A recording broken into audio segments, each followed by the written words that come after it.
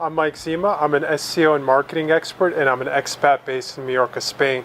Today I'll be sharing our 2019 SEO Fundamentals Guide. This is the same guide we share with all of our clients. We don't want to have any mystery into what goes into SEO and empower as many website owners to rank higher on Google. So let's just jump right on in. I'm going to start with the SEO fundamentals. These are all applicable for websites, whether you're a Shopify store, a WordPress store, or any type of custom platform. They're all the same, and this is how you can maximize the qualified clicks coming to your site from Google. Inside the SEO fundamentals, we start with what are the major ranking factors in 2019. It all comes down to user experience for both SEO and Google Ads on the Google network. Google is trying to figure out what you're going to search before you even search it. I know it's crazy, but that's what they're trying to do.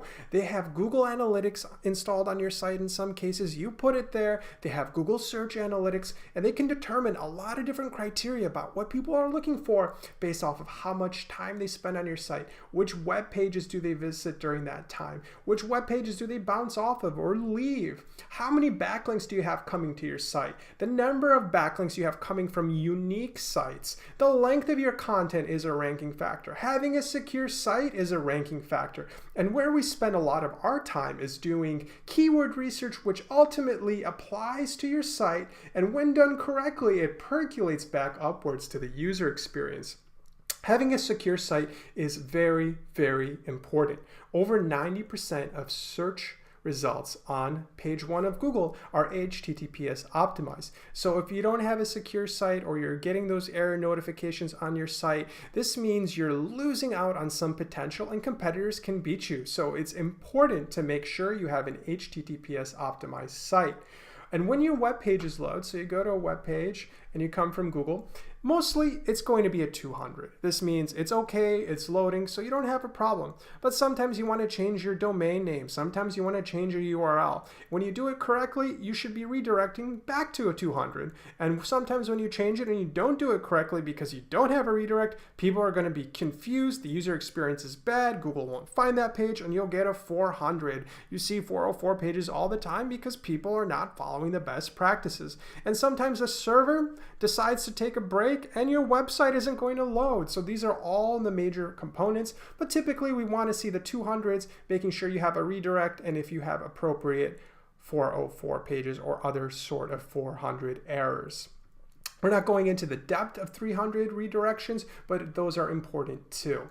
Now, the importance of title tags and meta descriptions. Your title tags are going to be your free Google advertisement. Your title tags typically will show keywords that relate back to the web page. On my homepage, I'm using branding plus my tagline, and that's pretty true for home pages. Otherwise, you would look at finding more relevant keywords for product pages, service pages, and your meta description is going to be your free Google ad. If you think about it, there's 9 other search results that are going to pop up for that keyword when you're on page 1, and sometimes there's also ads. You have to have the best title and you have to have the best meta description so you can capture the most attention coming to your site. Now your meta descriptions are typically about 160 characters, a little less or else they'll be cut off. The formula is not based on character length. Google does this thing of pixels where they count all the little dots and the spaces, but this is just a good rule of thumb. Writing compelling meta descriptions and including a call to action is how you can draw more qualified clicks to your site. So don't ignore your titles and meta descriptions because this is your free Google ad and you're missing out on this opportunity. Now your homepage content, this is important because Google looks at your homepage. It can't look at it as a human, but it looks at the code, the HTML, and the text here, and it considers all the different keywords that are present here. So that's good news if you put a lot of text on your homepage. But with that text, we recommend between 300 and 500. It's a really conservative recommendation because sometimes we see clients struggle to add more text on their web pages, and just shooting for that gives Google more keywords to rank your site for. If you don't have enough keywords, Google is going to start looking at home, about, services, for instance, and this is going to make it harder to rank for keywords. what would page 1 for home and about get you? That's not relevant to your products or services. So you have to look into the right keywords and apply that onto your site. And also, content can be king. And if you're ever on page 1 and you see in the top 3 search results an article is 1,000, 2,000, 10,000 words long, there's a reason that article is doing well, because length is important. And having a useful article where people spend a lot of time on it is going to tell Google that, aha, this must be a valuable piece of information with a good user experience. So think about it like that. You're an expert and you need to put content online. And it's not about creating too much content. It's about creating good content that people want to read. Now, a little bit more on the technical. Meta keywords used to be how you would rank your web pages. And then marketing people came around and they started abusing it and putting millions of keywords in there. And Google said no. Now, Google is smart enough to figure out what keywords are on your web pages through the text, and they can rank you through that. So sometimes we see websites, for instance, like a Drupal or a Magento might have this because the site hasn't been changed in 10 years. It's important to take this out. So this is something to check for. Now, schema. Schema is very important. And what schema is, it's a special language created by Google and developers. And it allows you to structure information, whether you're a local business, really important if you are. If you have products, sometimes you see the products with the star ratings inside of the Google search results. But this information allows Google to figure out what your site is about. You can see your social media profiles. And this is going to help make your brand come together on Google search results. You don't want someone Googling your name and your competitors coming up. You want somebody Googling you, your website, your social media, your other pages are coming up, and you can control your brand. And that's why it's really important to consider. And this is especially important for local businesses because you're telling Google all your local business information from your name, address, phone number. And this is how you can start building a better local presence on Google. Now, your sitemap is one of those ranking factors here. So your XML sitemap is this big document that you submit to Google, Bing, and Yahoo. It creates different links to positions on your site.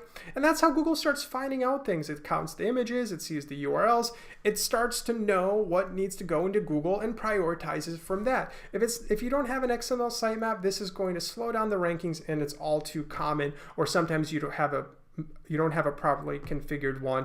So this is important. But once it's set up, it's relatively easy. And then you have your HTML sitemap, which is a user experience point. And with user experience, it's important for Google to see the different links and follow it. And what I mean by follow, you click it, it goes to that link in that web page, and Google sees everything, and it all adds up. So it has to have all of the fundamentals, and that's important criteria. And the robots.txt file, this is one of the easiest ones to forget, and sometimes other SEOs forget it too. And this is where you include valuable information for Google and other search engines to find what they should crawl and index into the search engine, or what they should exclude and not pay attention to. Furthermore, how do we work together? Well, we apply what we call is the ranking trinity. And this strategy is based off of how do we optimize your site and how do we get it to rank higher. So I'm going to look at a blog article that we're doing really well on. We're ranking for hundreds and hundreds of keywords for this particular blog. Once your SEO is set up on your website, your on-site SEO, everything that happens on your website, then you're good. You have to check a couple times a year to make sure nothing drops off, but this is where we apply keyword research and use the ranking formula, what we call the ranking trinity. We optimize your title tags, your meta descriptions, and your heading 1. And these are the 3 most important factors. You have subheadings, you have body text, you have links and other things. But if you think about it like this, as long as you're optimizing your results for Google and you're optimizing your content to be relevant, you'll have a good chance to rank higher. As your content improves, you can see inside of Google Search Console that your content is improving. That way you can go ahead and you can start ranking for more keywords by taking the results from Google Search Console and applying it to your website. That's on-site SEO. Now for off-site SEO, you've created a great blog article and you want to market it to people. The way you would market it is building relationships through backlink building. That's the objective for off-site SEO that happens off of your site. A backlink is essentially a vote to your site. Google can see those votes and determine them by what website is ranking to you and how many votes does that website have? How many votes is that website given to your website? And it considers all these hundreds of factors. And over time, as you start earning backlinks, your content will start to rank better. But the key with backlink building, it's about the quality. It's not about the spammy quantity. Sometimes people want it. I want 1 million backlinks to my site. You're not going to get 1 million people to link back to your site. It's just not going to happen. Unless you're a Kardashian, it's not going to happen. So you have to be strategic about how you're building links, and you have to build them one by one. That's what content marketing is. And this is the hardest part about SEO, where people get stuck on because they don't have the relationships. And as you build those relationships, it gets easier and easier and easier. So keep that in mind. Hi, thanks for watching. If you have any questions, leave a comment here on YouTube. And in the meantime, make sure you subscribe somewhere along here.